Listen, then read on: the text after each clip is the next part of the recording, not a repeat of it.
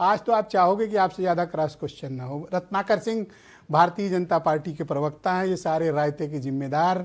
तो बताइए कि ये आप जनरल कास्ट ब्राह्मण ठाकुर बनिया कायस्थ भूमियार के छात्र छात्राओं के लिए ये काला कानून क्यों ला रहे थे आप?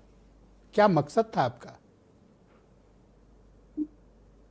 देखिए ब्रजेश जी, मकसद और मंशा बहुत स्पष्ट थी कि हम नहीं चाहते थे कि कहीं पे कोई भी शोषित वर्ग हो, वंचित वर्ग हो, उसके ऊपर कहीं से कोई जो प्रताड़ित किया जाए, कोई भी प्रताड़ित करे। इसलिए समानता के अधिकार को अरे जनरल कास्ट प्रताड़ित करती है और क्या? वो तो स्पष्ट है, उसमें शोषक और शोषित स्पष्ट थे नियमावली में।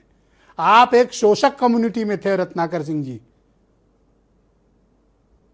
बिल्कुल। देखिए उसमें मैं विस्तृत से आपको वो चीजें बताता हूं।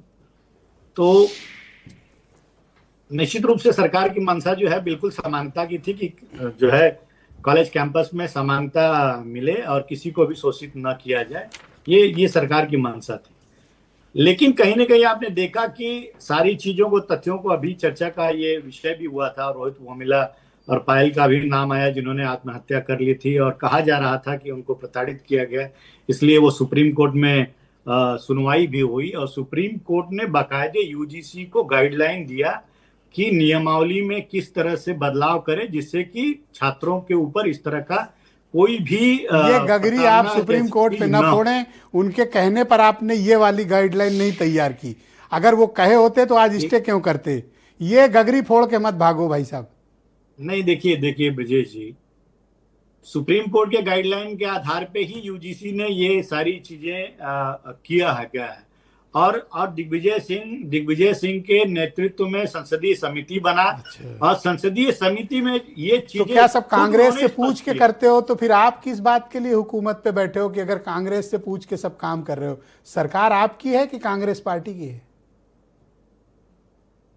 देखिए, मैं वही अभी आगे आपका, चूंकि प्रश्न आप चाहते हैं, आपने जनरल कास्ट के खिलाफ जिस तरह से विद्वेष की भावना फैलाई है आज सड़कों पर, और जो लोग आपको इस वक्त सुन रहे होंगे जनरल कास्ट की, वो रत्नाकर सिंह को जवाब देंगे।